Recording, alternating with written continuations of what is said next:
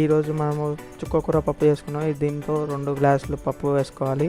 ఉల్లిగడ్డలు, టమాటాలు, పచ్చిమిర్చి వేసుకోవాలి. అండ్ దాని తర్వాత చుక్కకూర మంచిగా నీట్గా కడుక్కొని దాంట్లో వేసుకోవాలి. చాలా టేస్ట్గా ఉంటుంది చుక్కకూర. మీరు కూడా ట్రై చేయండి, చాలా టేస్ట్గా ఉంటుంది చుక్కకూర. అలాగే ఉప్పు 2 స్పూన్లు ఉప్పు. అండ్ దాని తర్వాత పసుపు 1 స్పూన్. ఒక 2.5 గ్లాస్ వాటర్ పోసుకొని కొంచెం చేతితో అలా కలుపుకోండి. విజిల్స్ వచ్చే వరకు 4 విజిల్స్ వచ్చే వరకు. దాని తర్వాత తాలింపు వేసుకోండి. తాలింపు వేసుకొని దాంట్లో ఇంగ్రీడియంట్స్ అన్నీ వేసుకోవాలి. ఇప్పుడు చూపిస్తాను. వెల్లిపాయలు వేసుకోండి ఫస్ట్. దాని తర్వాత ధనియాలు, జీలకర్ర ఆవాలు అవన్నీ బాగా మిక్స్ అయ్యి కొంచెం కడక్ అయ్యే వరకు కొంచెం వెయిట్ చేయండి.